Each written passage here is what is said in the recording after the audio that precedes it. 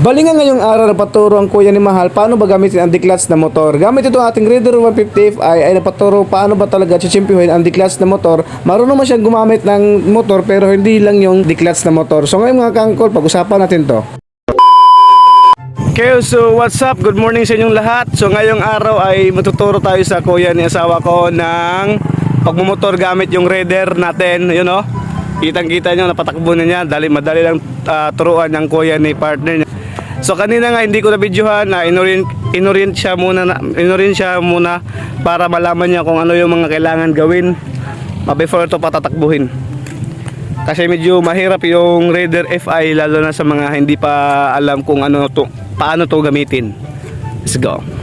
Kung gusto niyo talagang mag-aral paano magmotor, humanap talaga kayo ng location na kung saan talagang mga sasakyan na dumadaan.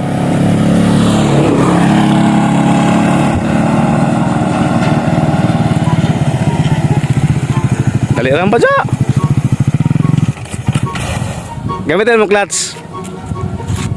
Ganyan talaga sa una mga kangkol, kapag bagong subok pa lang sa pagdadrive ng mga declutch na motor, ay talagang mapapatay pa talaga yung makina. Pero talagang mapapatay-patay pa yung makina, pero sa kalaunan kung talagang malalaman mo na yung timpla ng makina at saka yung clutch.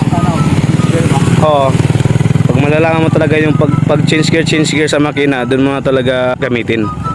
The number one common factor talaga kapag nag-aaral ka pa magmamaneho ng motor, dapat talaga malalaman mo kung paano ba ang mga gear system ng isang motor mga kangkol. Kadalasan kasi nang nadidiscuss siya sa pag-aaral pa lang ng motor kasi hindi na malayan na talagang napiga na pala nila yung accelerator, kaya ayun, karepas ang takbo, das magdoon sa pader. Kaya pinaka-importante mga kangkol, stop, look, and listen, charot. No, kapag mag-aaral talaga kayo ng pagmumotor, dapat talaga nasa area kayo na walang mga sasakyan na laging dumadaan katulad nito. Humanap talaga kayo ng area na walang dumadaan kasi napakadelikado lalo na kapag first time ka pa lang gumamit ng motor o nagpractice ng motor o anong sasakyan ang pinagpraktisan mo ngayon.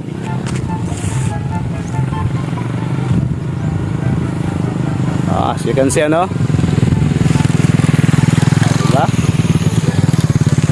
Diba, malapit ng ma-master. So ganyan lang, kunting tiyaga kapag willing ka ba talagang matuto. Ganyan. 'Di ba? So sa lahat ng nag-aaral diyan ng mamaneho ng mga motor o anong sasakyan, kunting tiyaga lang talaga. 'Di ba?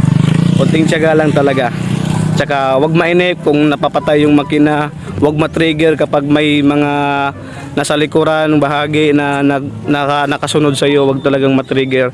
Hayaan mo yan sila. Ang importante na malalaman mo kung ano yung mga timpla-timpla sa sasakyan mo. So, let's go.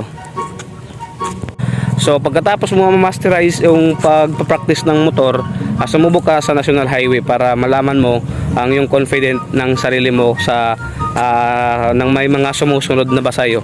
So ganyan. Sa mga gustong mag-aral ng pagmumotor diyan, just contact me. Charot. Joke lang ha. So ganyan lang ha. Kapag nag-aaral kayo talaga ng pagmumotor, so yan ang gagawin nyo.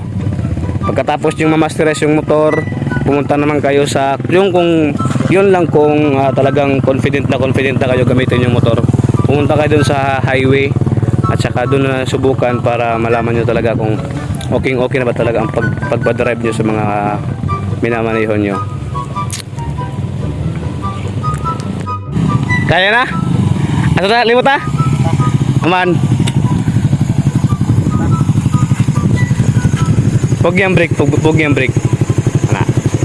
At sa puntong ito mga kangkol, niyaya ko na nga siya doon kami sa National Highway para malaman niya kung ano ba yung mga imposibleng mangyari. As you can see mga kangkol, madali naman itong matoto. Paano ba turuan ang motor? Paano ba patatakbuhin ang motor?